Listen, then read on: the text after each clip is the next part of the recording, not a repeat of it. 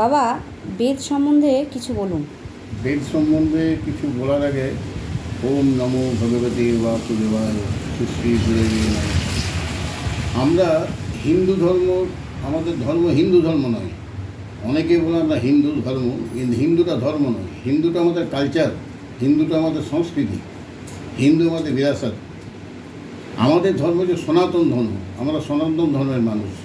আমাদের ধর্মগ্রন্থ হচ্ছে বেদ, কিন্তু আমরা অধিকাংশই বেদ সম্বন্ধে কিছু জানি না, বা বেদ পড়তেও জানি না, বেদের মানেও বুঝি না।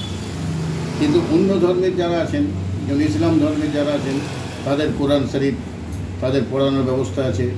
তাদের শিশুকাল থেকেই কোরআন শরীফ পড়ানো হয়। যেমন খ্রিশ্চানদের বাইবেল আছে, তাদের প্রতি রবিবারেই তাদের চার্চে পড়ানো হয়। বৌদ্ধ ধর্মের ত্রিপিটক, তাও পড়ানো হয়। কিন্তু আমাদের হিন্দু ধর্মের এই বেদ আমাদের শিক্ষা দেওয়ার কোনো ব্যবস্থা হয়নি। কিন্তু বেদ আমরা গুরুর মুখ থেকে শুনেছি, বেদের বাণী হচ্ছে মহান বাণী। বেদ বলেছেন মাতৃদেব ভব, পিতৃদেব ভব, আচার্য দেব ভব। হে মানব, তুমি যদি শান্তি চাও তাহলে তুমি মাতৃভক্ত হও, তুমি পিতৃভক্ত হও, তারপর আচার্য ভক্ত হও, গুরু ভক্ত হও।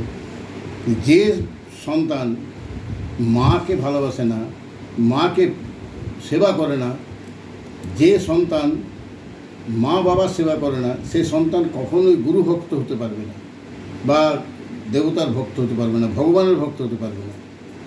প্রথম গুরু হচ্ছেন মা।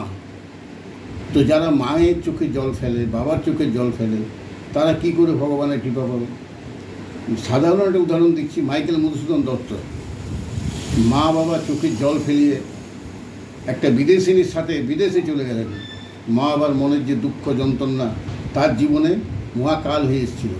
ভাগ্যে আমাদের বিদ্যাসাগর মহাশয় ছিলেন, তাই তিনি দেশে ফিরে এসেছিলেন। অন্যদিকে বিদ্যাসাগর মাতৃভক্ত পিতৃভক্ত ছিলেন, তার মাতৃভক্তের অনেক গল্প আমরা পড়েছি। তো তিনি এক বিদ্যাসাগর হয়ে উনি আমাদের কাছে শ্রদ্ধায় বিরাজ করছেন। অতএব হে মানব, তুই মাতৃভক্ত হোক, পিতৃভক্ত হোক। মা আমাদের প্রথম গুরু। বেদ আমাদেরকে এই শিক্ষা দিয়েছেন।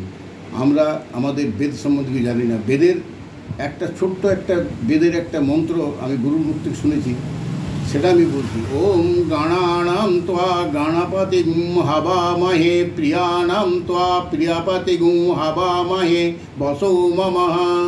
এই হচ্ছেন বৈদিক মন্ত্র, এই হচ্ছেন বিঘ্ন বিনাশন গণেশ ভগবানের মন্ত্র, এই বেদের মন্ত্র। আমরা আরেকটা বেদের মন্ত্র, বৈদিক মন্ত্র বলি, যেটা গায়ত্রী মন্ত্র। এই যে বেদ মাতা গায়ত্রী।